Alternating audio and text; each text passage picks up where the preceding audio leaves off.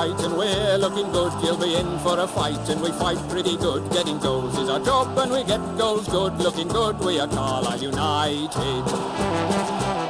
Hello everyone, you're listening to the Brunton Bugle, the number one place to get your Carlisle United fix in the podcast world. I'm Lee Rooney. I'm Mike Booth. And I'm Dan McLennan. The unbeaten run comes to an end as United have put in a miserable performance and suffer a late defeat at Gillingham. Is it time for panic stations, or the loss in Kent just a blip on the road to promotion? And we also look ahead to this weekend's trip to London to face Leyton Orient. With a pass so true to Boulder Stone and Clark's in view. There's a cross and a run. 3 games, no goals. Is it time for the panic stations, guys? Just before they scored the late goal, I was actually flicking through Paul Harrison's book to see when we last had 3 0-0 draws in a row. Yeah. And it was a long time ago, if ever. Yeah. I wouldn't be surprised if it was probably one of the first times it ever happened, you'd think. Yeah, I think I got back to about 1980 and then they scored. So thanks, Gillingham, for ending that record at the very least. Anyway, yeah. Oh, God, I mean, yeah, not a great day in the office is a kind of, review of what happened in that game, isn't it? I think it's fair to say, Mike. It's just one of those days where nothing really worked for us. Yeah, but, we're Carlisle, aren't we? We're never going to win every game in the running, wrap up promotion and have everything lovely, were we? There's always going to be hiccups, there's always going to be bumps in the road. And it's. I think, Dan, you always say, don't you? That's the Carlisle United way, isn't it? Never do it easy. Never do it easy, just the way it is. Right, let's get into it then. Bit to cover today. So first up, we're going to tell you about the podcast sponsorship and where you can find us on social media and how to subscribe. We'd like to say a big thank you to the Carlisle United Supporters Club London branch for once again sponsoring the podcast this season. The London branch is open to all Carlisle United fans. They've got members from Cornwall to Dundee and Houston to Singapore and of course every part of London and the South East. They regularly meet up on away trips as well as arranging many social events, supporters games and fundraising for the club. This season they'll be providing us with information for the away games as part of the preview section. You can find out more about the London branch at their website, carlisle.londonbranch.org. If you haven't already, please make sure you subscribe to the podcast. You can find us on all good podcast apps, whether it's Google Podcasts, Spotify, Apple Podcasts, Pocket Cast. Basically search for the Brunton Bugle, click subscribe, and then when a new episode comes out, you'll get a little notification to tell you to download it and listen to it at your leisure. Also, if there's an option to review on any of those apps, please do so. If you can give us a 5-star review, that'd be really lovely. It's a great way for us to get the message out about the podcast, and so more people can learn about it, and we can spread the word even more. You can also find us on social media, at Brunton Bugle, on Instagram and Twitter.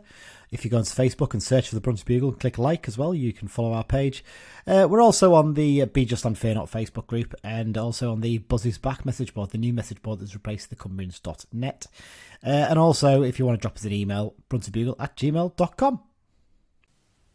Right, into the news section, guys. First up, actually, there's only really one little bit of news. It's not really news, it's just sort of an update, isn't it, in terms of 10 punts to get in the Grun for the Tranmere game on Good Friday, which is coming up fast now, isn't it? 1 week to go.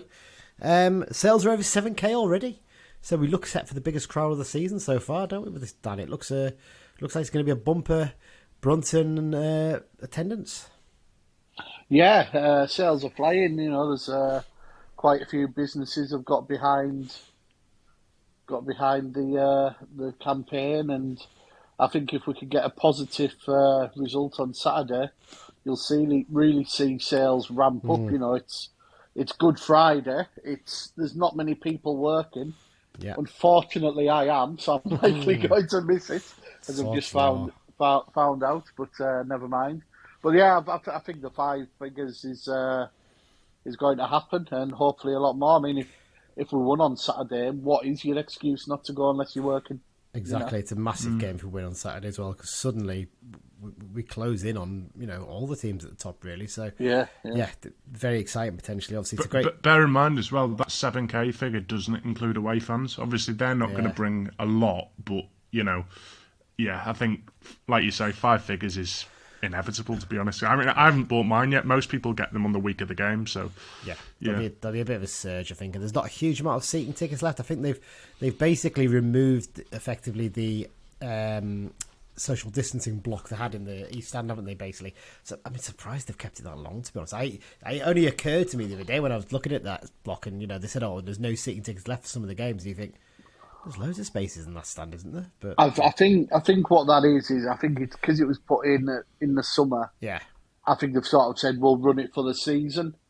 I don't think it'll be a thing next season. I think I said that last time, didn't I? Yeah, I think that's fairly inevitable. But I think I read someone said there was literally 1 seat in B stand, 2 in D.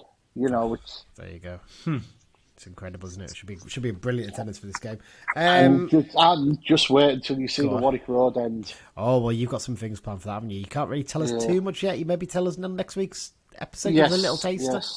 Yes, it'll be exciting. Let's see what happens. It's going to look fantastic, and once again, great to see those young lads doing so much good stuff in the Warwick Road end. And just another little thing before we go into the Loan Watch roundup. Got to say, there's a ticket offer also on for the Walsall away game, isn't there? So basically, Walsall are doing an offer for their fans where they can buy an extra ticket for a mate for £5, but they've actually extended it to us. So if you're a Carlisle United season ticket holder and you're buying a ticket for this away game, you can buy an additional ticket for an extra £5. So works out quite well if you go with a mate, doesn't it, Mike? So yeah. Some of us are saving a bit of money for this game, aren't we? So it's only costing us £13.50 each to get in. So that's a nice little Brucey bonus there. And again, I think you said this before, Dan, could have a really good attendance for that game, couldn't we? Yeah, definitely. It's a bank holiday, but Walsall is literally straight down the motorway and turn off. It's like for away fans coming to Carlisle, you turn off at Junction 43 and you come in and it's there. It's one of the most easiest grounds to get to, and I appreciate trains are no because it's bus to Lancaster for engineering, but. I would imagine there'll be a strong 4-figure following again. Speaking of which, just regarding Saturday, the club have just announced earlier we've sold all 900 pre-tickets. Amazing. And there's 350 available from midday on the day at the ticket office at Orient. So, once again, unreal. Should be noted as well, the only way... We'll talk about it in the preview section rather than discuss the Orient game now. We'll move on. Let's get into the Loan Watch then. First up, Dan, Max Kilsby and Allen Athletic still going quite well, aren't they? Yeah, doing well. I would say a playoff campaign is likely. Yeah, 0-0 draw at the weekend. It was Max's 28th appearance for the Galabankies. They were held 0-0 by Stranraer in what you might want to call a border TV derby, if that still existed. Sadly, really doesn't really in the same way it did. Does it, sadly, but there you go. Yeah. I remember when they used to say Stranraer Berwick was a border derby. Amazing. It took about 4 hours to get to. Yeah, you could get quicker from Carlisle to London on the train than you could between those two by car. Incredible. So a 0-0 draw leaves them in 4th place, just inside the playoffs. And actually, Forfar, who had a game in hand of them, they won their game in hand in midweek, and now they're level on points with Annan. Annan, interestingly, are the only team in the league, other than the top 2, to have a positive goal difference. Which probably shows you how good the top 2 is, doesn't it, Dan, really, in terms of to be fair, Dumbarton are a League 2 team. I know they're currently in 2nd, but they should be higher up. And, the top 2 are fighting for 1st, with the rest a long way behind. Yeah, exactly. This weekend, they've got a trip to Methil to face East Fife. And they have a team that are 2 points ahead of them in 3rd place. So that's a huge game, isn't it, really? If they can get a win from that, puts them in a really good position to secure that top 4 finish. Lewis Bell and Gretna, we expected a tough game for this one, didn't we, Dan? They were against the Spartans from Edinburgh, who are top of the Lowland League, and no shocks, really, a 3-0 defeat. Gretna keeps them firmly in 3rd bottom in the league, and... again, full 90 minutes for Lewis, though. He's played pretty much every game for them since he's gone there, hasn't he? 29 appearances now and 5 goals. Remain 3rd bottom, so not going particularly great for Gretna at the moment, is it? Sam Fishburn, he's just not getting game time, is he, Mike? It's a real struggle for him this season. Another week of limited game action for him at Morpeth. The Highwaymen picked up a point, 1 point out of a possible 6. The weekend, it was a 84th minute sub appearance for Sam in a 0-0 draw with Stafford Rangers. But in midweek, they were absolutely battered by Warrington Town 4-0 at home. Sam came on in the 54th minute. I think they were already 2-0 down at that point anyway. This weekend, they face a home clash with FC United of Manchester. So they should have a decent away following up for that one, you'd think. Dan, you obviously know a bit about FC United, don't you? They do tend to get good away followings at that level, don't they? Yeah, they're one of the bigger fish in the that sort of level. Take several hundred to most away games. They're quite local most games. You know, I mean, that's probably one of the longer distances, but they'll still have a healthy following. Yeah. Kai Nugent, a great week for him in Workington. Bounced back from the 3-0 defeat at City of Liverpool to record consecutive wins. First up, a 3-0 home win over your favourite non-league team, Glossop North End, Dan, the team that helped you win pointless. And then a 3-2 away win at Colne, although they tried their hardest to throw that away. They were 3-0 up and conceded 2 in the last couple of minutes. Just about held on to get the 3 points now. They're third and they only need one more point to officially confirm a playoff. They've officially pretty much confirmed it because their goal difference is far better than the team that's 15 points behind them. So they're pretty much in there for a top finish. Macclesfield have almost secured the title. I think they need 2 more wins, to secure it. So yeah, it's pretty much a battle. I think it's Leaker up there with Workington. They're just above them, and there's a couple of other teams in there. So hopefully they won't bottle it like they did last season, because they proper threw it away, didn't they? I think they accepted they weren't going to win the title, played a weakened side on the last day, and actually they could have won the title if they'd won the game. I remember last season it was a mad one. But yeah, Kai played the full 90 minutes against Glossop. I think he came off in the second half against Colne. So 5 games to go. So it's all looking good for them. They're away at Widnes this week, and I might even try and get down to that one actually, because I'm not going to make it to Orient, so I might pop along and see how Kai's doing for Reds. All good. And then Dan Hill at Clayton Celtic, their recent goal scoring run came to an end. They lost 2-0 at Pilkington in St Helens. Keeps them firmly rooted to the bottom of the football pyramid. It's a weird one with the relegation at the bottom. I don't think there actually is relegation quite often, is there? It's sort of is it almost a re-election process, Dan? You might know this better than me. It all depends what the FA are doing. Yeah. The FA are incredibly...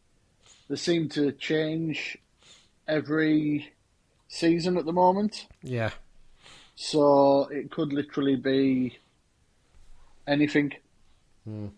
It's hard to judge, isn't it?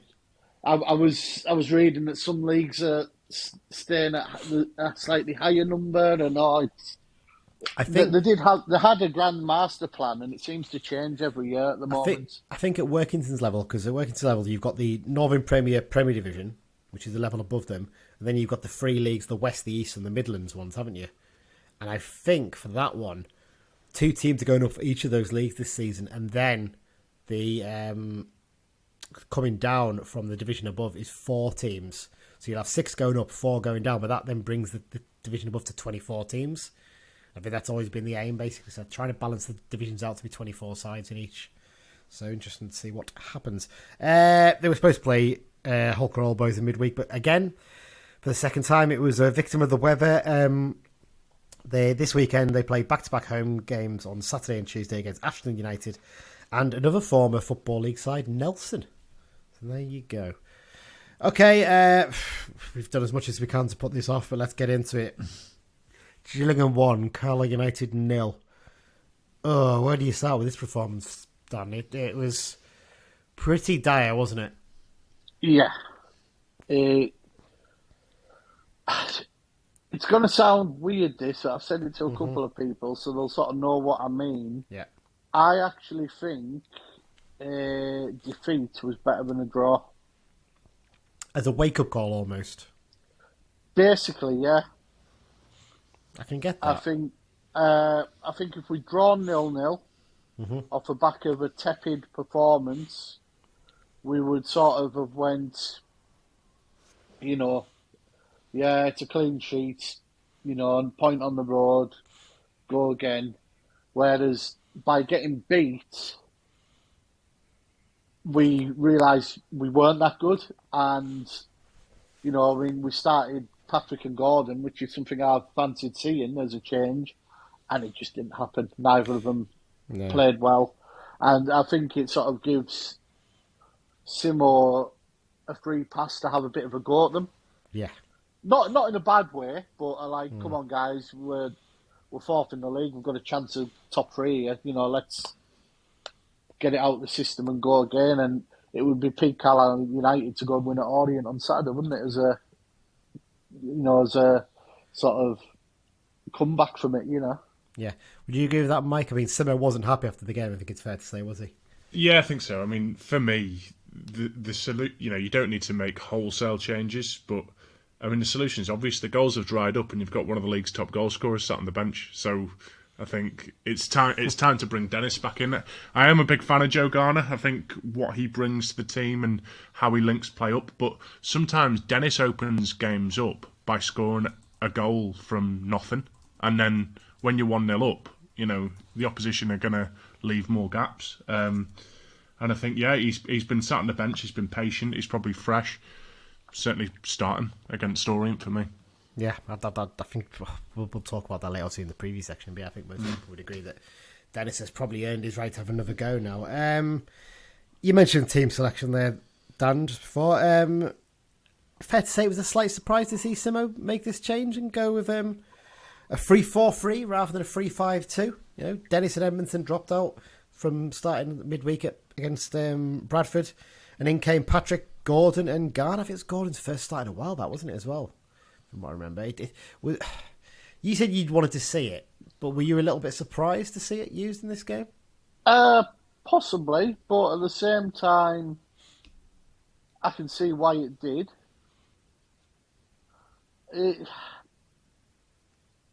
I don't have a go at Patrick either, but he just hasn't done much in the last few games for me. Well, and I don't want to be harsh with that, but he hasn't. On the flip side, he was at least involved a bit in this game. I can genuinely not remember a single thing Gordon did in this match. And that's a bit... At least with Patrick, there was a bit of something there, trying to get the ball, occasionally trying to do things. Didn't really work out. But with Gordon, he was just so anonymous. It was, for someone who should be fresh, you know, who's not featured from the start too much recently, he was quite disappointing. But we'll talk about that in a little bit, maybe.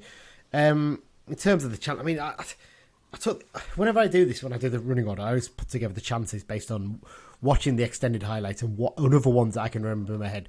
Hence, last week I missed out Moxon's attempt to lob the keeper from the touchline.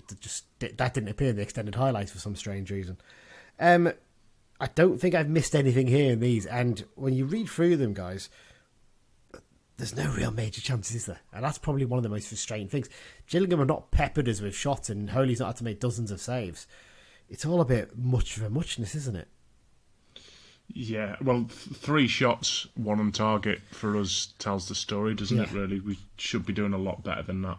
I mean, they had 9 shots with 3 on target, but one of them's the goal, very late on. The other 2, very tame efforts, easily held and caught by Holy. The rest were just shots blazed over the bar. It wasn't like shots that went inches wide of the post. It was frustrating in that sense. Like, it is a missed opportunity, I guess, and when you look through, like, the only chance we really had was Christian Dennis getting through on goal late on. Example, as you say, you know, Dennis looking lively, and the one-up... I don't think you can even really criticise Dennis's performance, can you, Dan? Because we just didn't really supply him, other than that one chance that Edmondson got to slot him through. Yeah, I get annoyed even thinking about this game because of how bad we were. You know, I've tried to sort of... I know we've got to talk about it on here. Yeah. I'm trying to airbrush it already. Yeah. Because, you know, I mean, obviously watch the highlights. I think that was being a bit kind calling them that for us. You know, it was just meh. Yeah, it wasn't great. I mean, first half especially, there's pretty much nothing to pick out from either side, really. I'm looking through, and I don't think either keeper really had a save to make, actually. When I look at it, it's, pretty, just totally uneventful. Second half, they started to have a little bit more of a go. You can see how they've improved, definitely, since the last time we played them.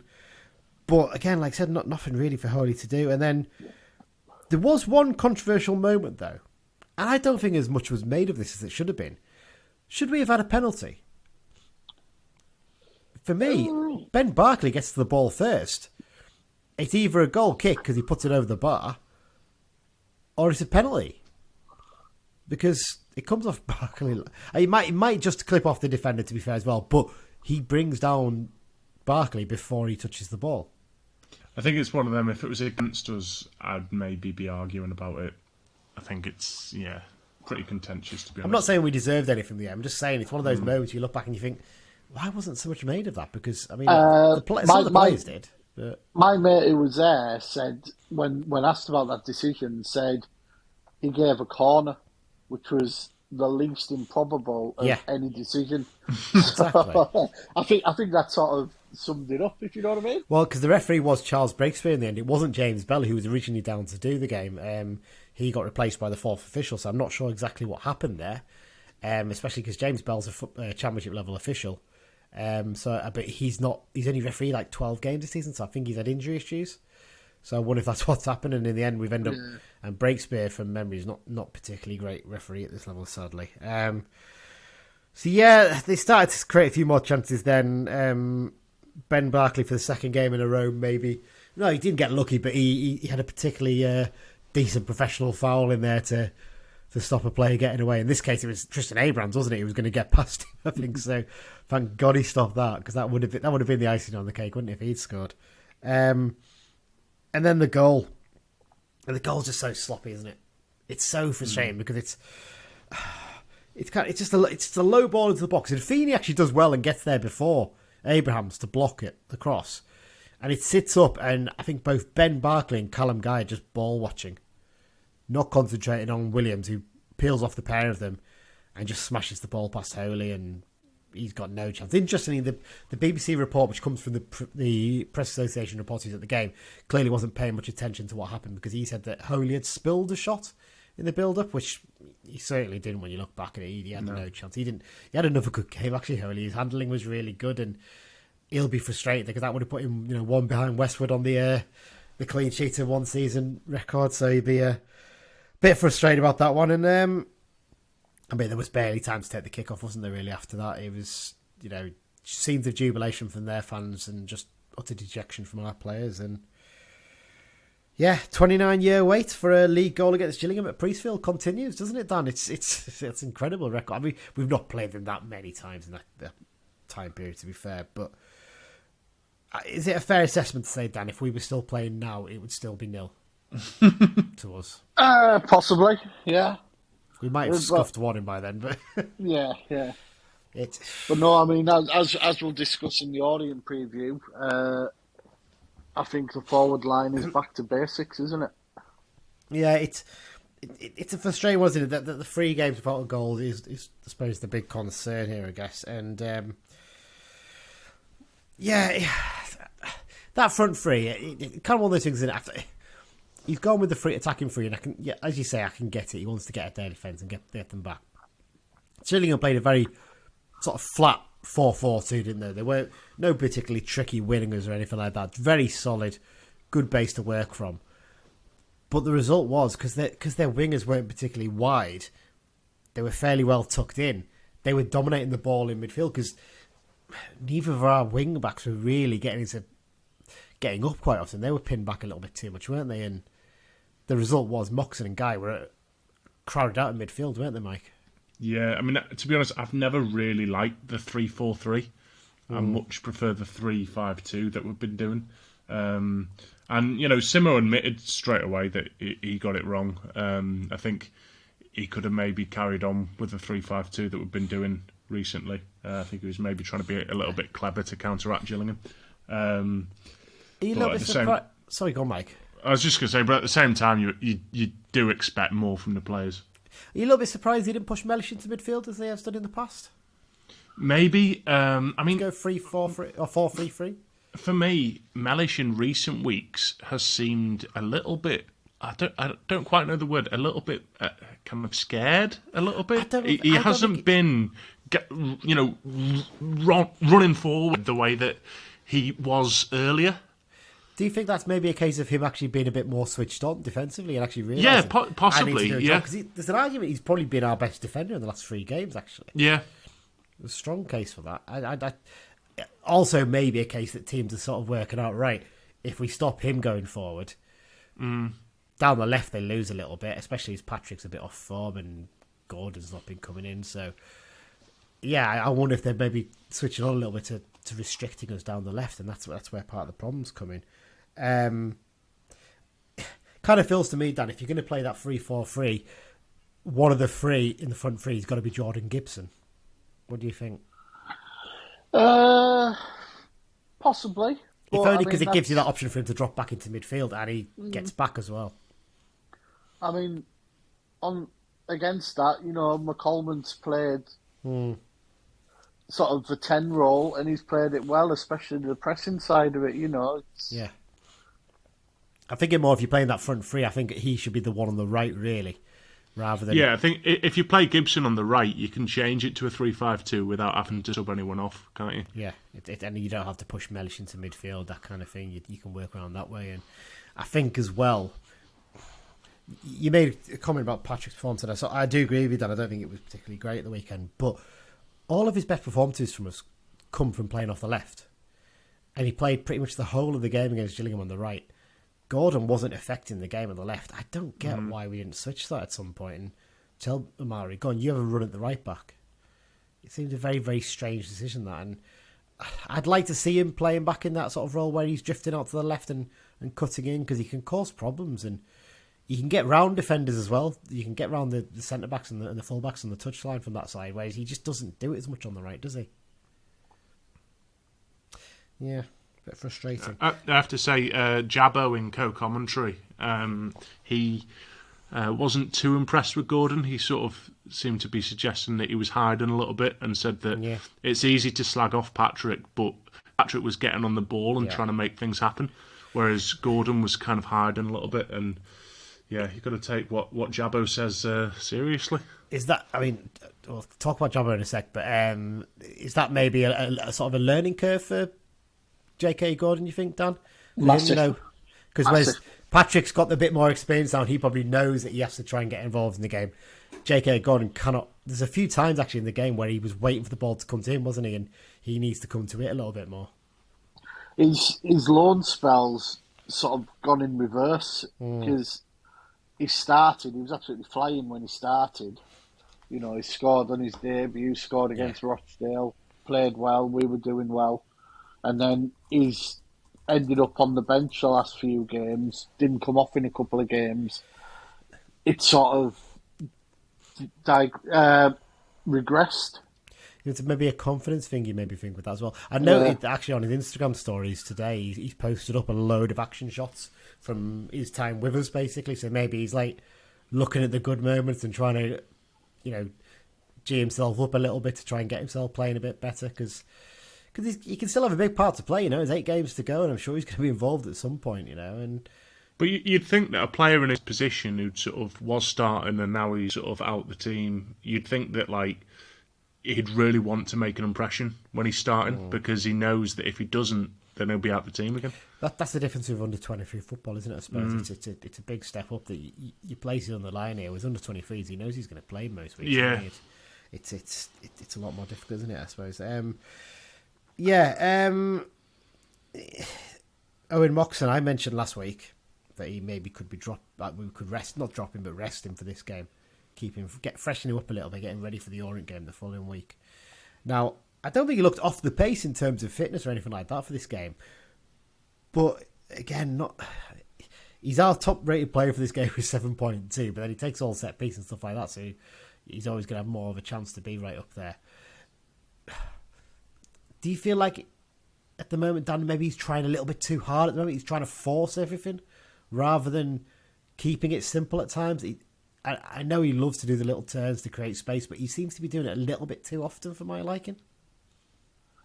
Possibly. It's been a long season. There's only 8 games to go. A little bit of fatigue maybe. Yeah. Played nearly every minute sort of thing. Yeah, it's a tough one, obviously, coming off from playing that much in terms of fitness. But I suppose then it's one of those things just saying to him, because someone did point out this point out to me. I should give them credit. Ian mentioned it to me, and he said he did it towards the start of February as well. We were on that little stinky run as well. He was again trying a bit too much, and then he started getting back to keeping it really simple. Back getting to on the ball. basics sort of thing. Yeah. I just think for this weekend against Orient, just do that. Do that. Start the game, keep it simple, and grow into it, and then start to really dominate. Because he can dominate games, we know that, and hopefully he can start to do that again. Yeah, got to say about Gillingham. Yeah, definitely, as I mentioned before, very much an improved side, aren't they, compared against the one we faced last August too. I mean, they had literally zero attacking threat in that game. They were awful, defensively fairly solid, but didn't offer anything going forward. Offered a bit more going forward this one, but as I said already, they didn't really give Holy a huge amount to do, despite that. And I totally get they deserve to win because they did have a go at the end, and you know they took the one decent chance that fell to them. But it kind of feels like a bit of a big missed opportunity here, because if we play the way we played, let's say against Crawley, or even against Colchester and Grimsby, I think we win this game, don't we, Dan? Yeah, probably. I think. Excuse me. Pardon me. Bless you.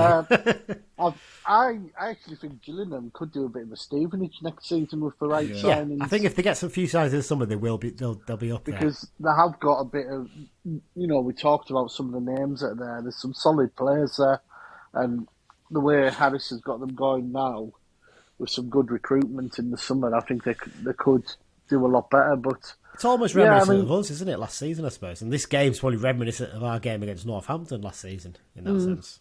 Yeah. But yeah, no, it's interesting to see how they get on next season. But hopefully we won't be playing them. That's the hope, isn't it? One final point before we do a quick League Two roundup. And I've got to pick this up. We're all disappointed about this result, aren't we? We all agree. Yeah. Arguably our worst performance of the season. No. What Stockport away. Stockport away, you think? I just feel because Stockport, Mansfield, I suppose as well. But they're two good sides. That's the thing. Whereas with Gillingham, I don't think Gillingham are anywhere near the level of either of those two sides, and that's what's so frustrating about it. That's why it puts it slightly, definitely ahead of Stockport for me, because for Stockport we weren't great that night, but we still actually created a few chances second half. And if you look at it, we were very much bare bones at that point. We're not bare bones now, so we shouldn't be performing like that, really. That's my feeling anyway. But yeah, I think we all sort of agree one of our worst performances of the season. Then Simmo admitting that's the most angry he's been since the Harrogate game last season. Although it's worth noting, we lost that game 3-0. We only narrowly lost this one in the 90th, 94th minute. So yeah, there's a big difference there. On form, though, we're still the third best team in the division. We're not suddenly an awful side. No. I think we've only lost one of our last 7 now. Is it something? Well, where we are in the league for a reason. Yeah. We've still got the second highest points tally since the turn of the year.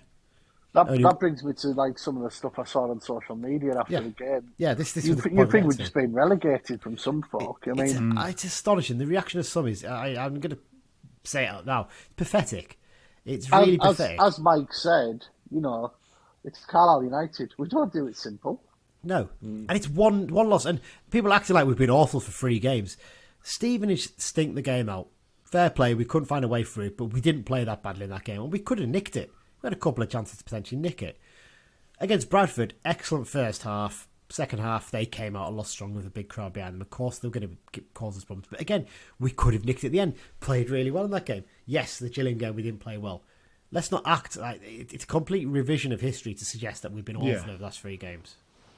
But yeah, I just think some of the opinions that have been shared online, particularly this week, have been utterly ridiculous.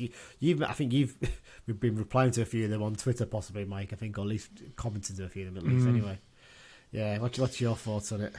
Yeah, look where we were 12 months ago, look where we are now. We all said before the season that this season is a season of rebuilding, and let's not think about promotion, and next season think about promotion. It's just so happened that this season we can think about promotion. Let's just enjoy it. We're not going to win every week, and there will be sort of little bumps in the road, but it's Carlisle United. Let's just enjoy the ride and see what happens. Absolutely, I 100% agree. And the thing as well is, actually, here's a point. When people panicking saying, "Oh, the usual idiots are saying that they're deliberately throwing away," which is just the biggest nonsense I've ever heard in my life. Right? There's 8 games to go. Okay, we win this weekend against Leyton Orient, and then we go into Good Friday and we beat Tranmere. On Good Friday, Leyton Orient are playing Salford. At Salford. There's nothing to say they might not lose that game at Salford. Mm. Suddenly, we've gone from 66 points to 72, and we're only 2 points behind Orient. They have got a game in hand, admittedly, but their game in hand is against Mansfield, who are desperately scrapping to get in the playoffs. Mm. We could be 2 points behind Orient come Easter Saturday. Mm. I just don't get how some people are just losing their minds about stuff like this. At the moment, we're 8 points clear in the playoffs, and Mansfield got a game in hand, so maybe you'd argue we're 5 points clear. But like I said, our recent form's good. I just think people need to calm down a little bit. And I know you did a really good tweet about this on Saturday, Dan, didn't you? That summed it up, really. Or was it Sunday, possibly? I think the day after the game, I think it was. Yeah. I just sort of said, look, it's not the end of the world, eh? Yeah. I could understand if it was last game of the season and we bottled promotion. Yeah. I could understand a bit of upset, but But as well, pretty much every time we've lost this season, we've actually gone on a little bit of a run afterwards. Yeah. And so let's go on a run all the way till the end of the season. Yeah. If we can go all the way to the end of the season on an unbeaten run, obviously a few draws here and there, but we'll be up. Simple as. Absolutely, 100% right on that one. The best example is the last 2 times we've gone 3 games without scoring. Well, last time we did, we went, 6 games unbeaten after that or something? Mm. So, it just goes to show, people just need to calm down a little bit, this stuff, but there you go. Right, quickly to round up before we get into the Orient preview. Orient themselves, they're having a real stuttering end to the season, aren't they? They just can't see that 4 draws in a row now. So they've basically thrown away 8 points. They could effectively be promoted by now if they'd won those games. I know you're not going to win every single game. But actually, the run instead in terms of unbeaten is a bit longer. So it's a frustrating one for them, I suppose. They're looking for just a couple of wins in there. And suddenly we're they would be like 9 points clear at the top. But as it is, everyone else is sort of bearing down on them a little bit now. So they'll do it in the end, I'm pretty sure. But anyway, a 1-1 draw at Hartlepool for them at the weekend. Northampton, though, down there, the ones who are taking advantage at the moment, aren't they? At the moment, yes, but are they going to maintain this right the way to the end of the season? Especially when they've got to face us as well. That's a huge game now as well, that one on 15th of April. 2-0 win at Doncaster Rovers, who are probably just below Crewe in terms of the gimme game for the rest of the season, I think it's fair to say. Stevenage, they suffered a 3-1 home defeat against Salford City that dropped them down to 3rd. So they could be in danger of dropping out the top 3 for the first time since, I think, last August, which would be astonishing if that happened. No game for Bradford. Their trip to Crewe was postponed due to international call-ups. Stockport, my word, they struggled to a 1-0 win, didn't they, at Swindon? Swindon were down to 10 men after 1 minute in this game. Have you seen the red card, by the way, guys? No. I heard about it. It was like clean through on goal. Well, basically, it was sort of a sweeping move down the left, and it came across into the box, and their lad was basically by the penalty spot in on goal, and Wakeling just bundled him, just barged into him, essentially. No argument at all from him about it, and we'll talk about the penalty in the X-Files section, though. We've got a little bit on it there, so there you go. But they managed to get themselves a 1-0 win with an 80th minute winner. Mansfield, meanwhile, they drew 0-0 with Sutton, a result that doesn't really do much favour for either side, does it, in terms of their playoff push? So, at the moment, it's looking like the top 7 is probably going to be, not necessarily in that order, the top 7 that will finish the season. It touch and go still. Barrow are just about keeping themselves in touch. Shut up. Well, I want to build their hopes up so we can knock them down next month. That's the hope, isn't it? But there you go. I don't. I know you don't, but you never do you? Right, let's take a short break, and we'll be back to preview the Leyton Orient game. Hi, it's Morgan Feeney, and you're listening to the Brunton Bugle. There we go, right into the second half of the show, previewing the long trip down to London, one of the best away days of the season that sadly none of us are doing this year, are we? Leyton Orient away. It's typical. I mean, the trains get put back on, but the prices. I mean, from Liverpool, the cheapest return I could find was £70. Unless I wanted to get a train at 5 in the morning and have to potter around London for 5 or 6 hours before the game. Which, using your money-saving genius to get to London early to spend more money. But it would literally save me £20, and I'd end up spending that on food and all kinds of things. So, yeah, pointless. So in the end, I've just sacked it off, sadly. So, and I think you were looking down, and you'd have to go down via the East Coast, wouldn't you, to get back inside? You can get down on the West Coast, but the last two back terminated Preston because of pre-planned engineering. And nobody wants to be sat on a rail replacement bus service from Preston to Carlisle having had a day on the drink in London, do they? No. I think it's fair to say. No. I do know a few who booked via Newcastle and got some semi-decent deals, so fair play to them for that. Yeah, good stuff. And like you said before, 900 of them travelling down minimum, so it's probably going to be over 1,000 with sales for the day. Fantastic. Sadly, they're not going to be able to have a drink, though, are they, for some reason? Not in the ground, no. Which is baffling. I can't grasp why that would be the case. But and some of the pubs around the ground as well are not taking away fans either. The one that used to be the go-to place that we used to love going to, Dan, didn't we? The Coach and Horses, apparently now is home fan only. So away fans aren't allowed in anymore, which is I do wonder, though, if that's purely because they're doing well and they are getting 7,000-8,000 every week. Possibly, yeah. Sad though, really, because I always love going there for a pint before games. The London branch recommended pub for this game, by the way, is the Birkbeck Tavern, which is there. I think it's the other side of Leyton High Street. Yes, isn't it, when you come, obviously I used to live in Leyton, so I know it well. You come out Leyton Station, you turn left, walk over the A12, and then it's up a street on the left-hand side. Nice little pub as well, to be fair. So I've been in it. It's not a bad little pub. Yeah, so that's the recommended pub for this game. Dan, do you have a question of the week for us for this week? Yes, I do. If you remember the season we got relegated. Yeah. Was it 13-14? Yeah. Yes. We got hammered by Leyton Orient 5-1. Yeah.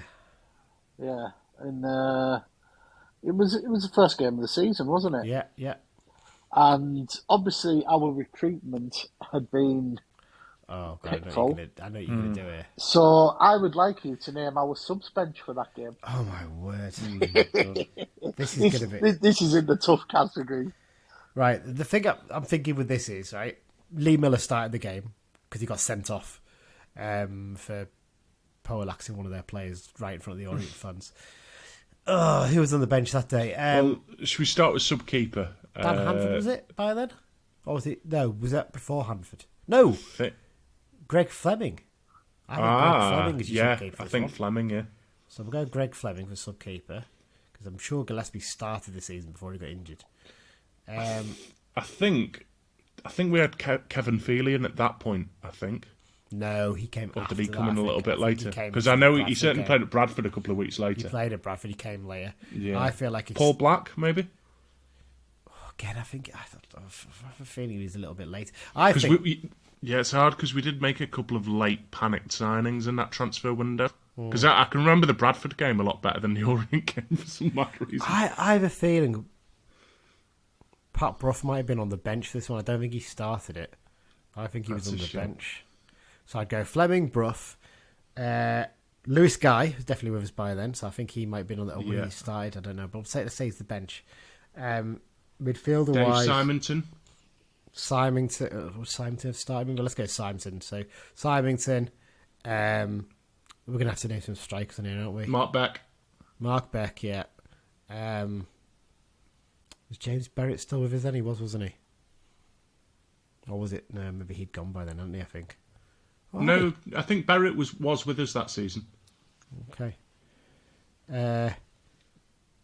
Chris Chandler.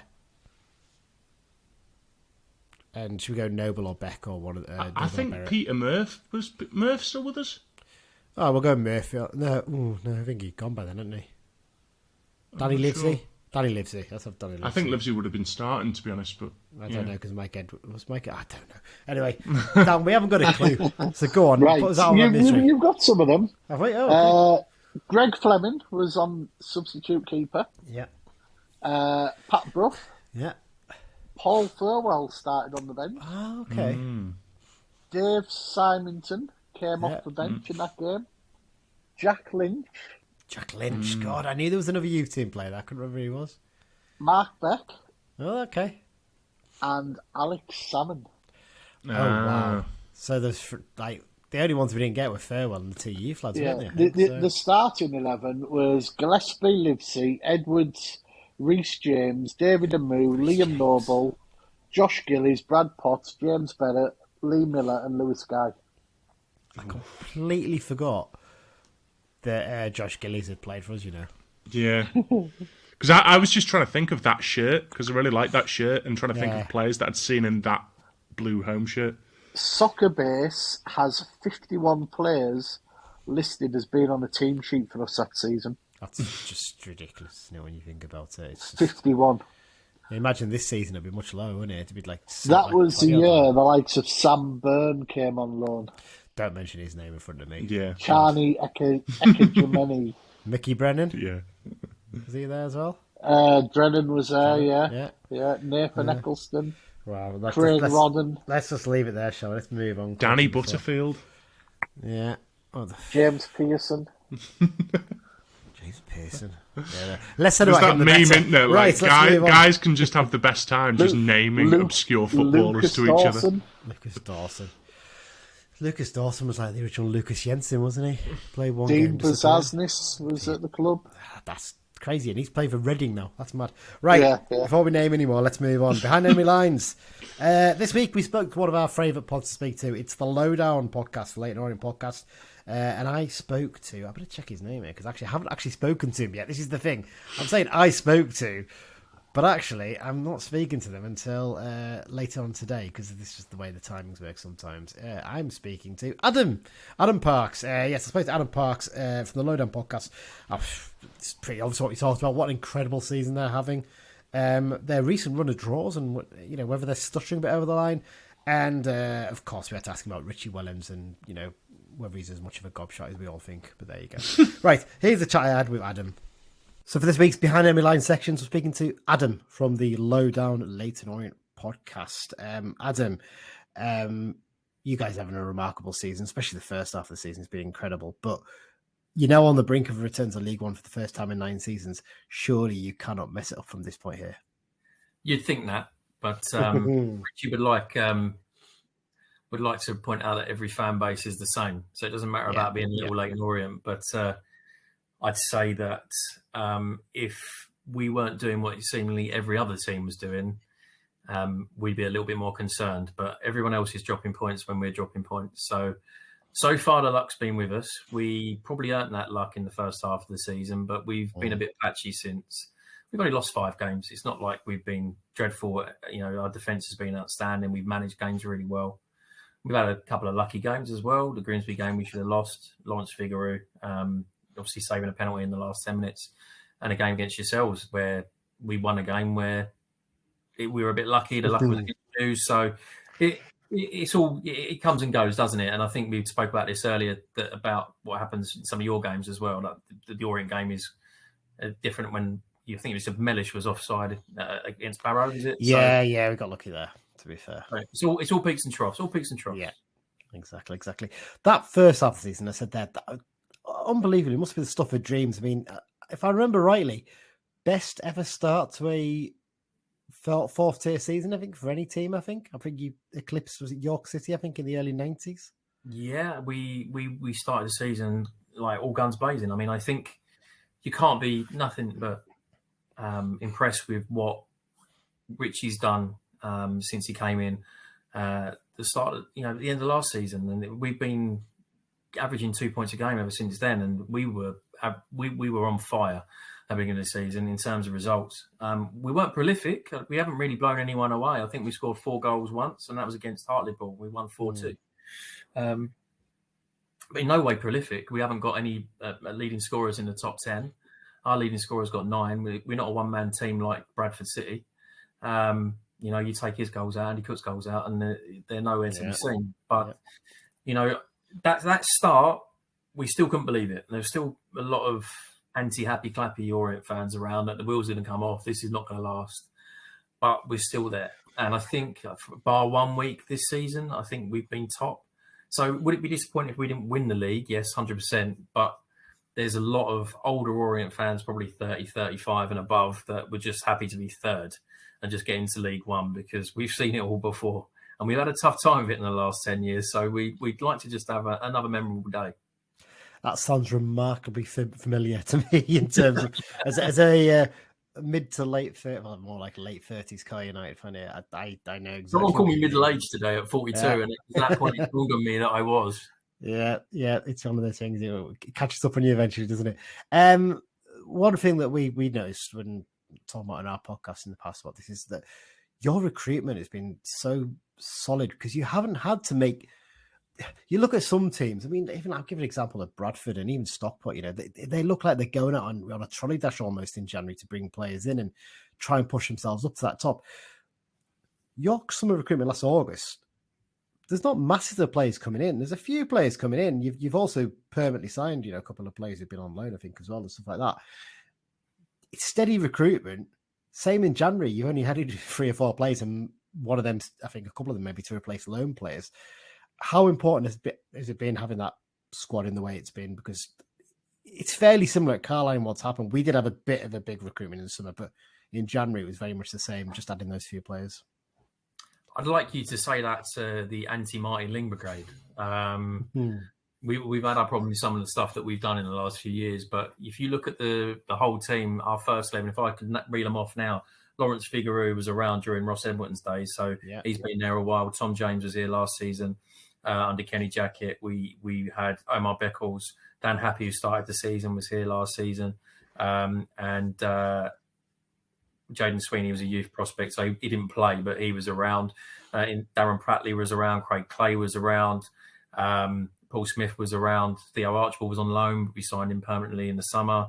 And Aaron Junior was around. So we added a couple of faces in. Charlie Kelman on loan up front, and George Moncur, obviously, on a permanent from Hull City, which was a massive coup for League Two. And a couple of other faces that have stepped up to the plate, like Jaden Sweeney, I've already said. Jordan Brown, who was a bit part player last season. One of the doomed transfer committee dealings, apparently, because everyone else has been moved on since from last January. But you're right, it was settled. Richie obviously saw some positivity and potential within the squad that he had in the summer. We had a really, really, really, really bad pre-season. You couldn't even quantify how bad it was. We lost Aaron Trin into injury as well. I don't think we won a game. And then we went with it. And to be fair, when it was nice and sunny, we run away with it, and it always comes down to a cold night in Grimsby. It's I wouldn't say that the pitches are very suited to what kind of football Orient plays. So if you're expecting it to be a lump ball game on Saturday, it won't be. It will be a football possession-based game, and I'm pretty sure you guys play the same way. We can do, but we can be agricultural with our defending, and that's something Simmo makes a point of. In fact, our co-commentators on the radio always make that point. The amount of teams who are just constantly passing out from the back of this division and they get caught out. What Crawley was doing against us the other week. You're like, what are you playing at? We're going to press you high up the pitch and we're going to nick it back and we're going to batter you 5-2. It's insane, but there you go. You mentioned earlier, you're not a huge goal scorers, obviously, in terms of Smith on 9, I think is your top scorer in the league. But such a sound defensive base to work from. And the two I think you've mentioned them previously there, that really stand out for me are your goalkeeper, Lawrence Figueroa, who's, I think he's been the best goalkeeper at this level, probably for 2 or 3 seasons now, actually. And this season he's on, I think, 20 clean sheets. I mean, Thomas Holy for us is on 16, so he's lagging a few games behind there. But also Omar Beckles at centre-back, who really has stepped up. I mean, I know people rave about Carl Piergiani at Stevenage, but I think Beckles is up there with him. How important have they been? I think you mentioned, actually, when we had a chat for your pod as well, you've been missing another defender that's made a bit of a difference too. Yeah, I mean, our season really turned on, the first game in January against Northampton when we lost 1-0 at Sixfields. We lost 3 centre-backs in one game, which I'm sorry, I don't remember that happening any other time during my whole life.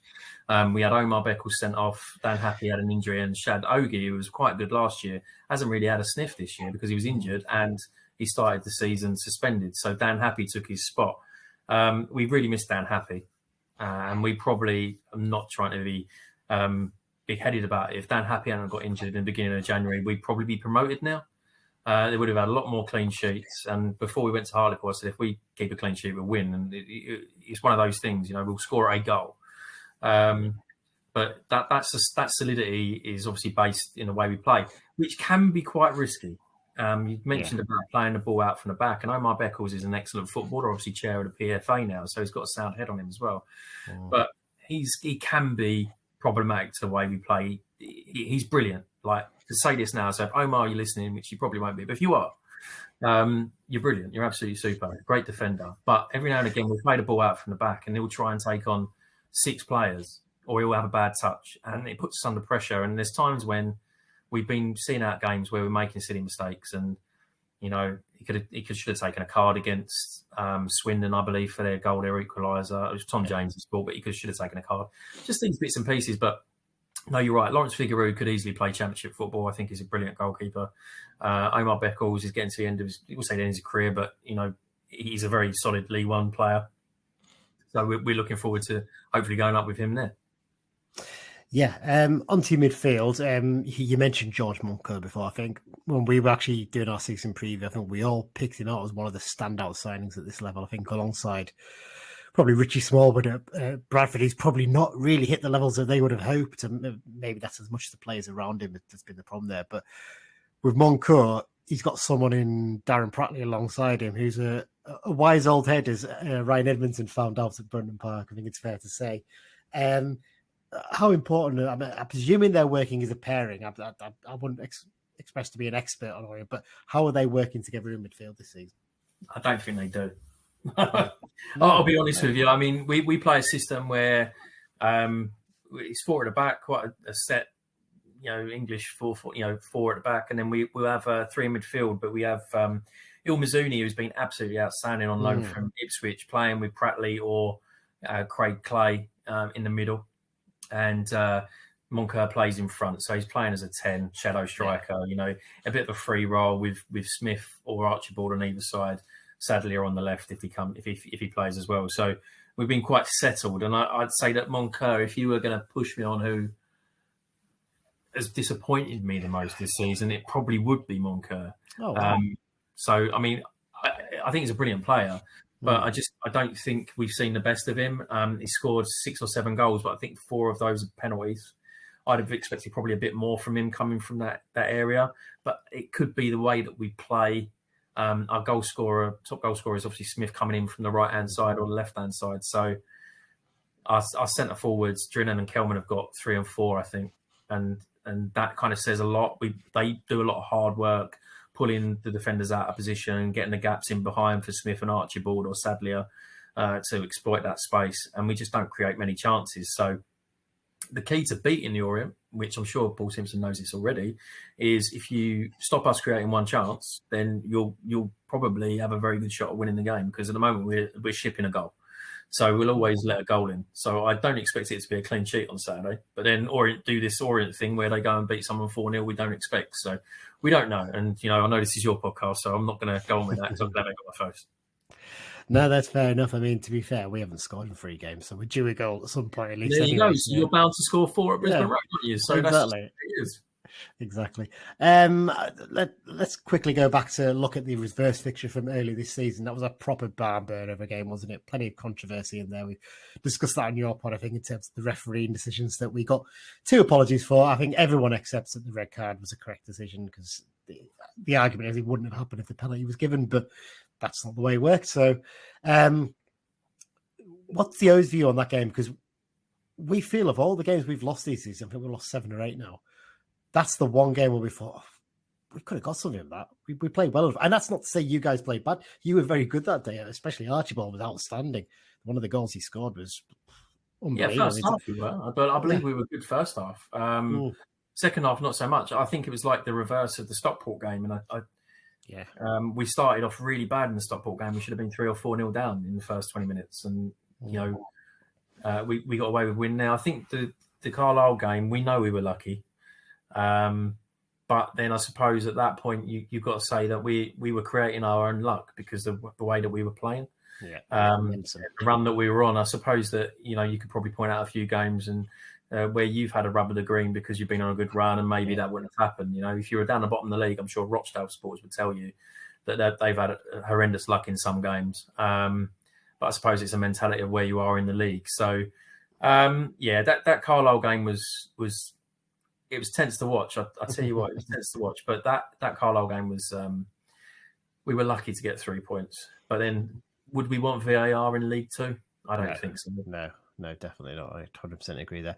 Right, you've got a dash to do something else in a minute, so I'm going to quickly wrap up one question before we get a prediction from you. Ask about Richie Wellens. Bit of a Marmite character, probably not on the levels of Steve Evans. I think it's fair to say Steve Evans is the ultimate Marmite character at this level.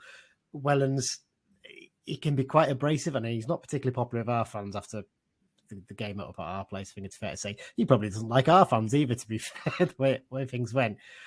What's the view of him with Orient fans? I mean, surely you guys must love him for what he's done there. I mean, I don't think any of our fans deny that he's a brilliant coach at this level.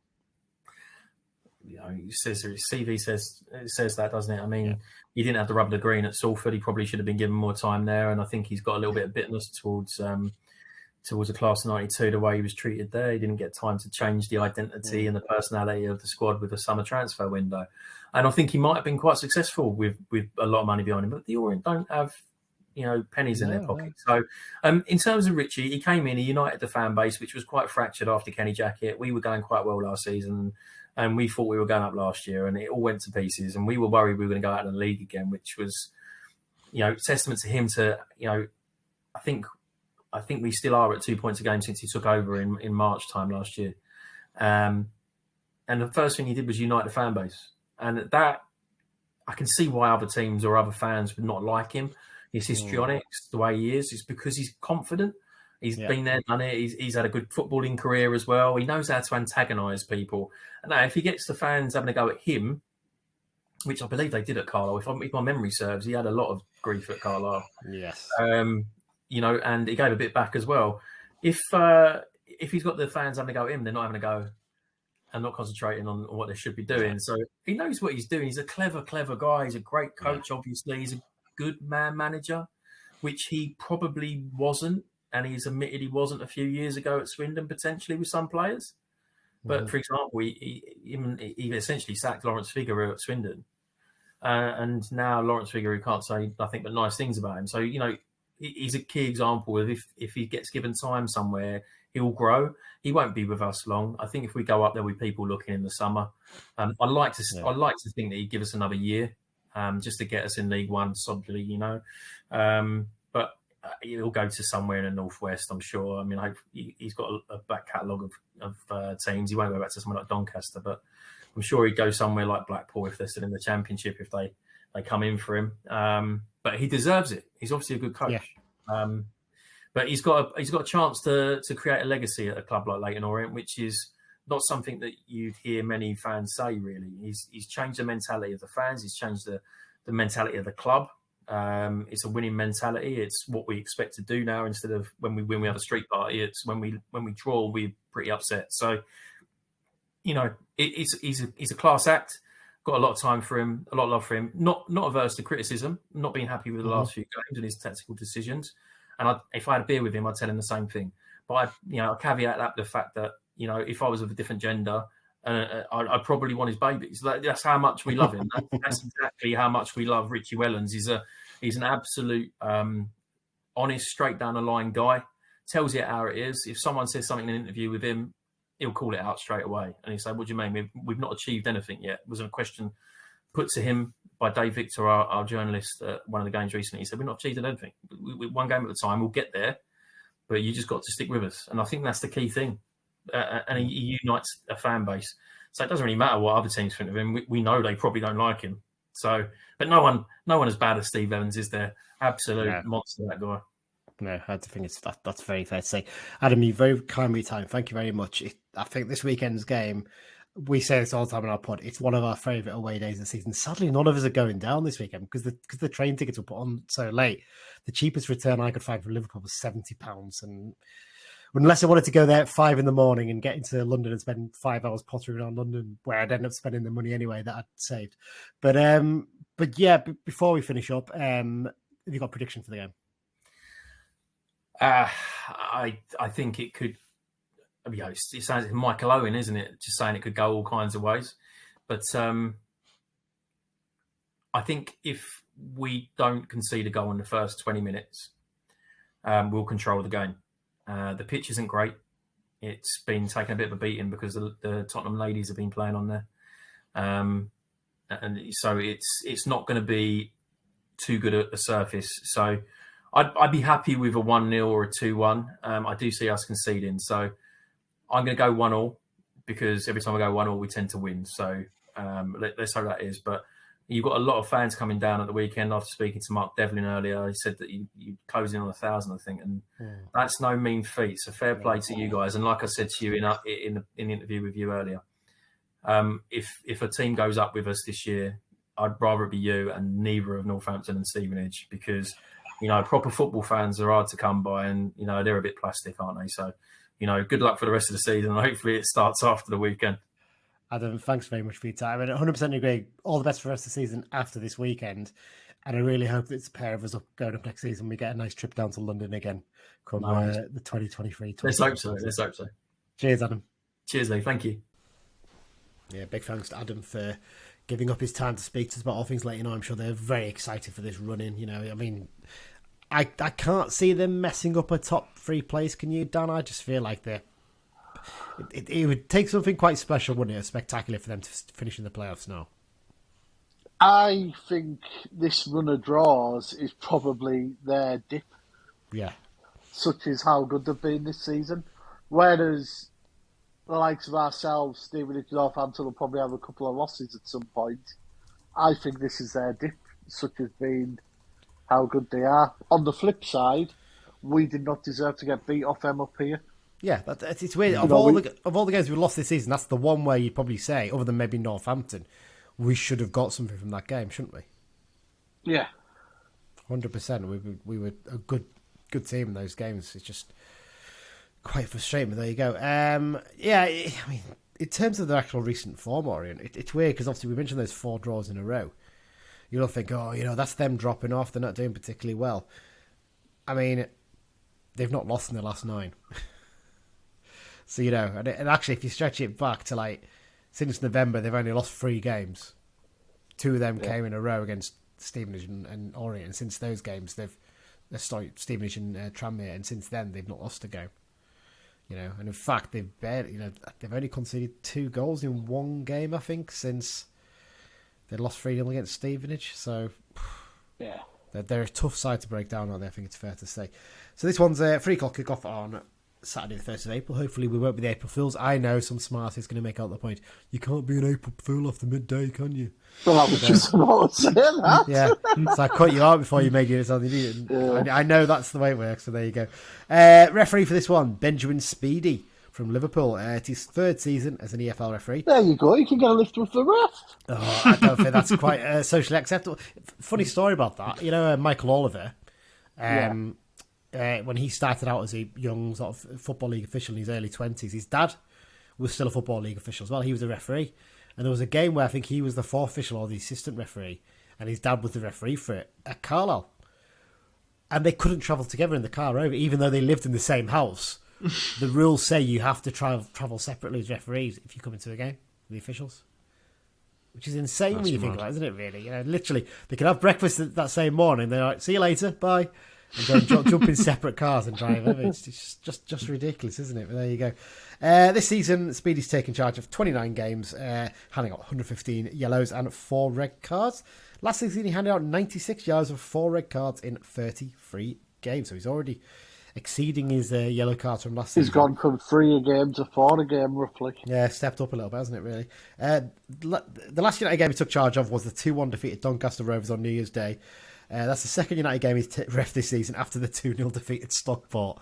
Is it going to be 3rd time lucky? Is he going to referee a Carlisle United win this season? I'll tell you something. When I read this, Lee was super organised this week and sent us the preview last night. Yeah, hark at him, But it's not often a referee does a team 3 times in a season. Some northern ones will occasionally. Quite often, we get Durham-based ones, basically. You often see it with linesmen. Yeah, you see them all the time.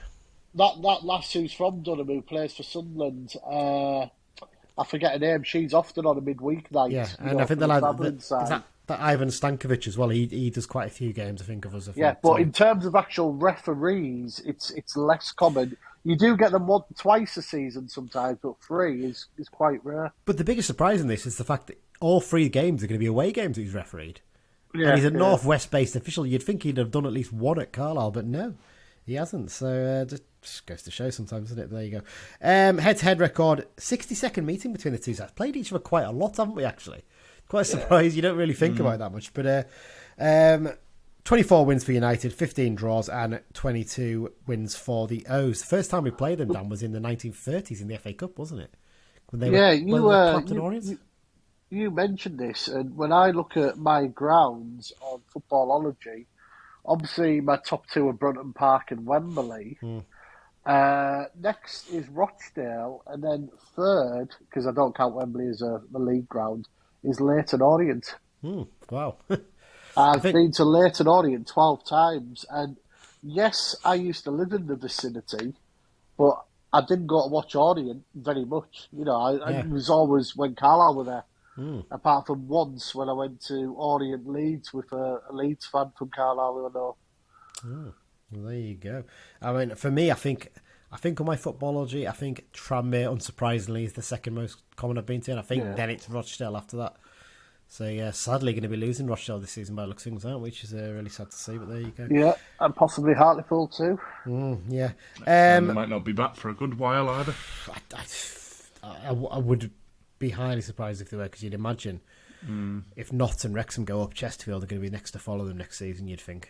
And there's a few like Southend have really picked themselves up finally as well, and I'd imagine Oldham will probably be better prepared next season than either of those two. So yeah, it's going to be a tough one.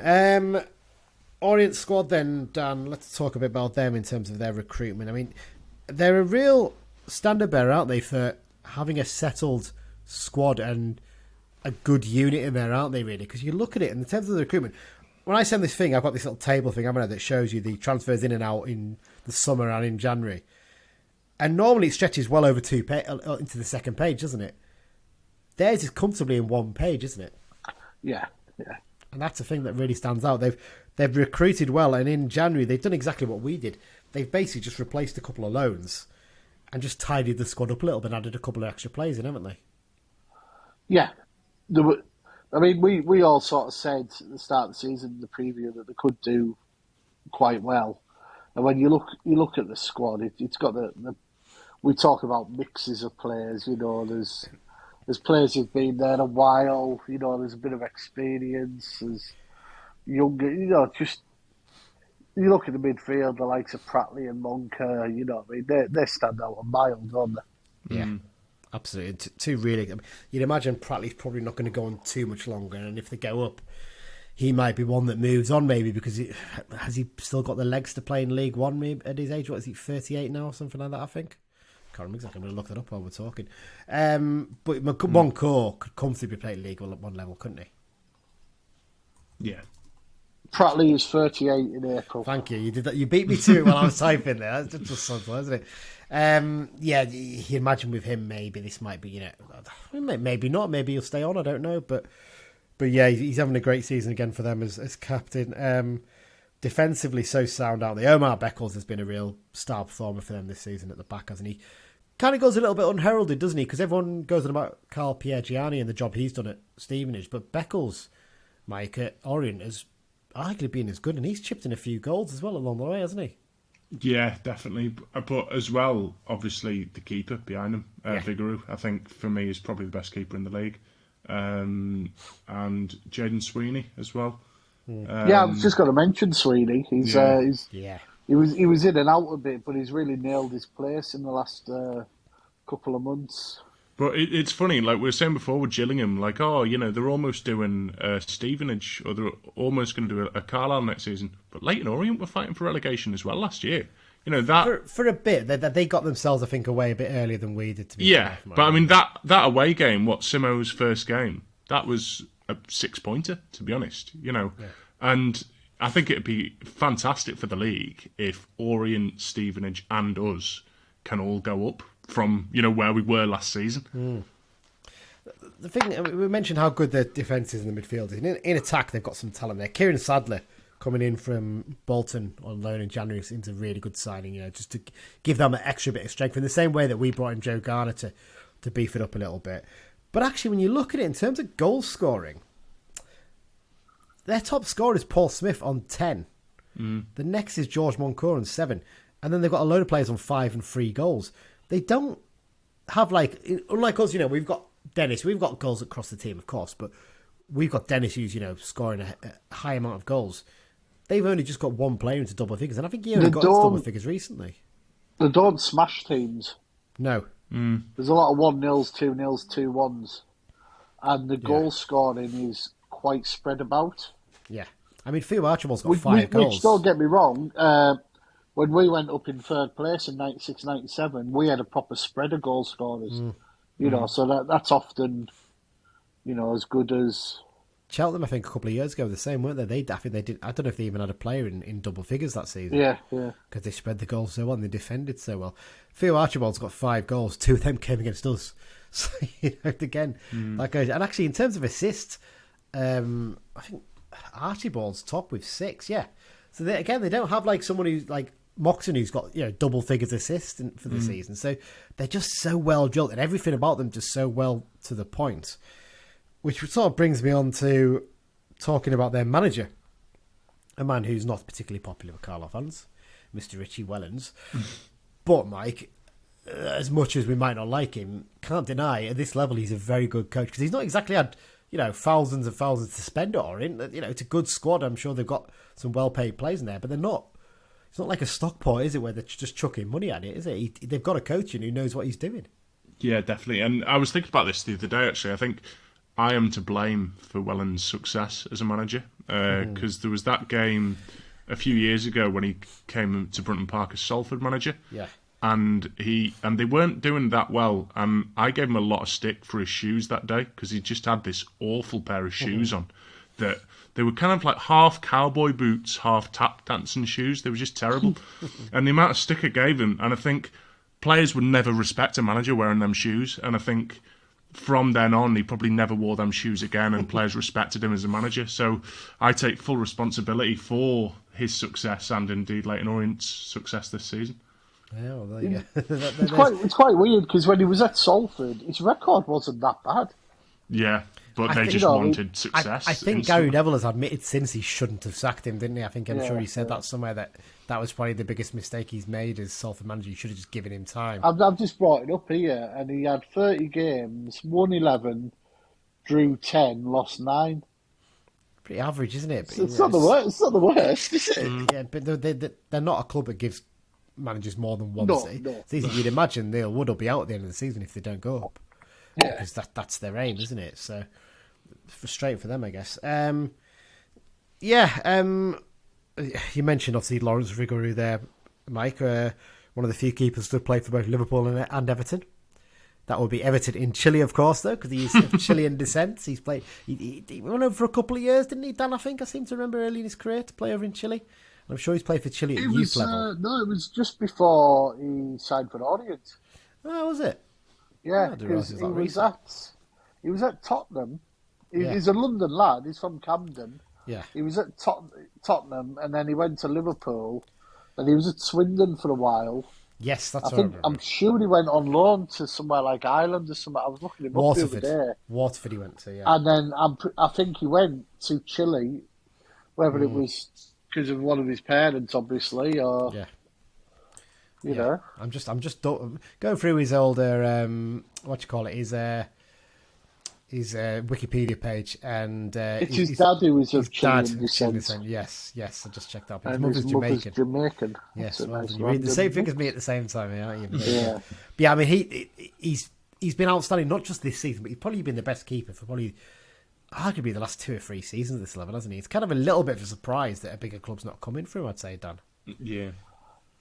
Yeah, you wonder if it's maybe passed him by, but it's still only 28, 29. Yeah, still chances to keep, isn't it? To show what you can do, maybe at a championship level club possibly, but I'm pretty sure that the Orient fans want to keep holding him. In terms of attack, we mentioned before, as much as they don't score a huge amount, they've got a little bit of quality in them. And Archibald was excellent against us at Brunton Bugle, wasn't he? That first half especially, he tore us apart at times. Not many players get to lob Thomas Holy, do they? No, certainly not. And it was a brilliant goal that was. And Paul Smith, obviously, he's scored some spectacular goals this season, so he's played a big part for them too. Let's talk about United then. Injury-wise, I've got to say, Dan, that was a pleasing update from Simmo this week, wasn't it? Because literally, the only 3 players at the moment, 4 actually, I suppose if you include Josh Dixon, who's still slowly making his recovery from his ACL. The only 3 players not available right now are Toby Silva, Brendan Dickinson, and Taylor Charters, but again, he was on the grass this week, so I think he said there was something like 26 outfield players who did all the grass work this week in training. That's a huge boost, isn't it, Dan? Including Finn back. Yes, well, you've brought it up quite nicely, haven't you? Finn back in training for the Blues. Quite timely, I think, because we sort of didn't discuss this in the review section, but Joel Senior looked a bit leggy in this game against Gillingham, didn't he? A couple of times. A couple of times a ball over the top caught him out a little bit. I wonder, it's one of these things where people expecting us, I don't think the expectation was when he came back from his injury that he would have to play 4 or 5 weeks in a row consistently over like basically a couple of months, in fact, arguably 7 or 8 weeks over a couple of months in a row. You'd probably look to drop him in and out, bring him on as a sub a couple of times maybe, because he's got that attacking threat when he gets going forward. It kind of feels like maybe it's time for him to come out of the team again. What do you think, guys?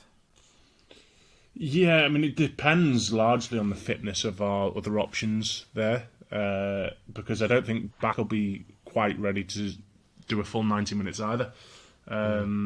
Certainly maybe give Senior 60 and then bring Back on or something. See, I don't know about you, Dan. I'd be inclined to start Finn back against Orient. I think he's going to have the fitness levels that are good enough. He looked really fit for the whole season. He didn't take long to get up to fitness at the start of the season. And this is going to sound harsh, but I think if I was going to do it this weekend, I'd take Back to start, and if I was going to have a backup, I'd have Ellis. Because I think, I like Senior. I think there's a really good player in there. I think he's just been a bit unfortunate, like I said, that I think these games have caught up with him a little bit. What do you reckon, Dan? It's a tease, isn't it? It all depends what they're showing on the training pitch, doesn't it? Yeah. It's it would be a manager. I feel like Simmo's going to make a change there, because he subbed off Back for Jack Robinson, didn't he, in this game? So I almost wonder if maybe what'll happen is Jack Robinson will drop off the bench, and maybe one of Ellis or Senior will be on there, and Back will start the game, possibly. I think Ellis, I think, would make more sense than Senior actually, on the bench, because he can fill in at centre back as well. So you've got an extra option there. He can also probably play midfield. I'm sure he's done that for the youth team. So yeah, that's the way I'd be inclined to do it. Paul Huntington back in training as well after his muscle tear. He's got to come straight back in, surely, Dad? You would think so. I think it was sensible for him not to travel to Gillingham with a slight stomach tear, sat on a bus for several hours. Yeah. So yeah, it kind of feels like this game, he's going to switch back to 3-5-2, isn't he? I can't see him sticking with 3-4-3 again for this one. Surely. He's going to want to pack that midfield and really frustrate Orient and try and hit them on the break. Really, that's surely the way to go. And I've said this before, it's far too late in the season to be changing from a back 3 to a back 4 for me. That's the kind of thing you need, a bit of time to work the players around and get them used to playing on a regular basis. Doing it now would just look like nuts, really, to me. It just wouldn't make any sense at all. Midfield, Dan, what changes are you making in here? McCalmont or Gibson? I like McCalmont, I do. It's a tough one. I think I'd maybe bring McCalmont in for this one, and maybe have Gibson ready to come in for the Tranmere game. A game where we can really get at the team a little bit more, because they're quite defensive but not really as attacking. Their record goal scoring wise this season has been appalling. One of the worst attacks in the division. So I feel I think I'd agree with you. Maybe I'd start McCalmont with this one, but have Gibson ready to come in for the game against Tranmere on Good Friday. But Mike, what would you do? Yeah, I'd probably agree with that. I think McCalmont's pressing is really sort of vital, and away from home, Orient are going to try and pass it about a little bit. We need him to just run around like a little Yorkshire Terrier in the middle, chasing absolutely everything down. And then, like you say, Gibson against Tranmere. Do you maybe freshen things up on the bench as well a little bit? Maybe bring Devitt in as well? Possibly something like that? A different option on the bench, really, that we've not really had for recent weeks? Because it's been very samey, hasn't it, with the subs and stuff like that recently? Yeah, I mean, a lot depends on fitness. It's hard for us to know where these players are at fitness-wise. But yeah, I mean, like you sort of said earlier with Moxon and his fitness, I'd rather have Moxon at 100% for this running than anything less, really. So yeah, maybe a player like Devitt that you can bring in. It's hard. I mean, we're going to have to leave quite a few players off the bench, which hasn't really happened this season. Dan, what are we going for in attack? Dennis and Edmondson for me. Yeah, you go with that rather than Dennis and Gordon? Dennis, because he just gets goals from nothing. He can do nothing all game and score. Edmondson, one thing I've noticed in a couple of games recently is I still think people don't realise what pace Edmondson has got. He's quite sharper. Yeah. And I think he can do more of the sharp running, whereas Dennis does the intelligent running, if that makes sense. And he can also do the target man work. He can win his headers as well. Yeah. And you forget as well, he got sent off in the reverse fixture, didn't he? So he might have a little point to prove in this game. Yeah, I was thinking exactly that. So he may well be up for it. So that'll be interesting to see how he gets on. So yeah, I think we're sort of in agreement now. I think that the line that we go with would be Holy and Nets. Your wing backs of, we're not sure right wing back, but let's say back if he's fit. Armour at left wing back. Your centre backs pick themselves: Feeney, Huntington, and Mellish.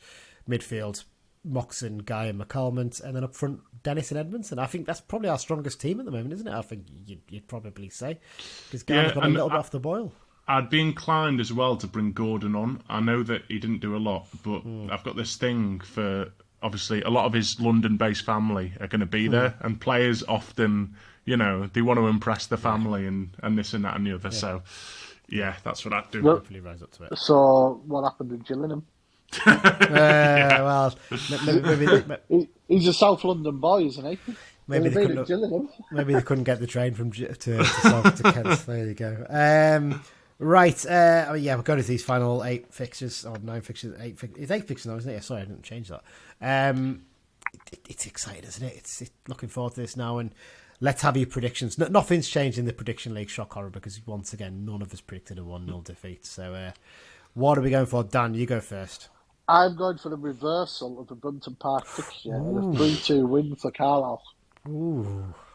And I'm going to go for a goal for Dennis, a goal for Edmondson, and then with a couple of minutes to go and it's 2-2, Morgan Feeney's going to score a header from a corner and there'll be absolute chaos.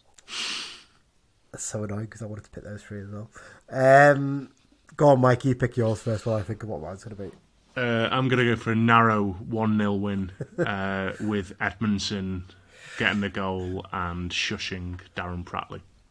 Oh, that'll be enjoyable. I'm going to go...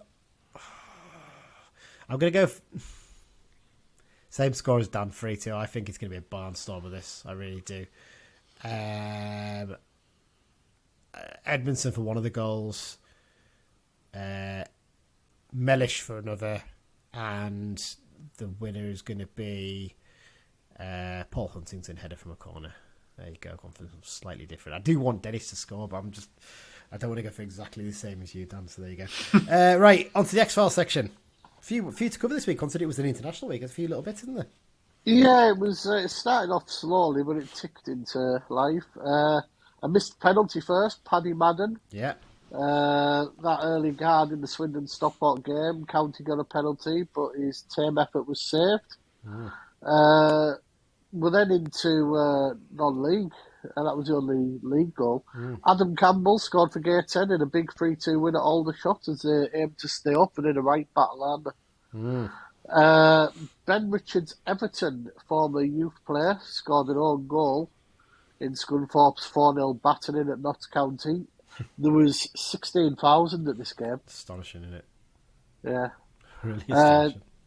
Gavin Riley scored for his new club Stenhouse Muir in a 1-1 draw at home with Forfar. Dave Simonton scored 2 for Workington in that 3-0 win against Glossop. And a good one here, Danny Redmond. You missed this one.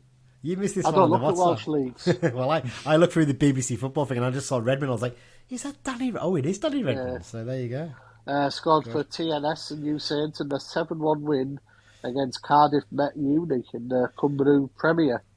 Midweek, not too much. Olafella Olamola scored for Wealdstone in a 2-2 draw with Oldham. And Connor Tinian scored a penalty in that Workington 3-2 win at Colne. A little bit of other news. James Trafford made 2 starts for England under-21s. He got a clean sheet in the 4-0 win over France. And then he also played in the 2-1 defeat to Croatia. And he is a good one that came out. Looking forward to this, haven't you? Billy Painter is the new manager of Runcorn Linnets. Amazing. It's a great name for a team, that isn't it? Runcorn Linnets. I always love that when I see that. But there you go, because they are the bigger. Because Runcorn Town used to be the bigger team in Runcorn, but now Runcorn Linnets have overtaken, and they're sort of based in the east of Runcorn, near where our mutual friend Craig lives. Basically, I think he lives not too far from where they play. So there you go. But apparently he's replaced their manager who's been sacked to gross misconduct. So I have no idea what exactly that is. But he's done something naughty by the sounds of things, so there you go. That's it then, guys. That's this week's episode finished. Thanks very much for joining me again. Always a pleasure. Cheers. In terms of upcoming episodes, we're going to do an Easter weekend doubleheader. So we wouldn't have time to record another episode in between the game against Tranmere on Good Friday and the Easter Monday game at Walsall. So we'll do a nice little doubleheader for those two. We'll try and get a Tranmere and a Walsall fan on that one, maybe, or we might even do that as a sort of separate episode, the behind enemy line section for that. But there you go. I think that's pretty much it covered, isn't it, guys? So everyone's got to keep the faith, haven't they? Really, that's the key thing. Yeah. There's been a little bit too much negativity, in the last week or so, I think, from some people, and from where we've come. It's been an astonishing season, and hopefully it'll be an incredible one to finish. Exactly. And a wise man once said, life is a roller coaster. You've just got to ride it. And on that note, a Ronan Keating quote, we end it because my brother liked that.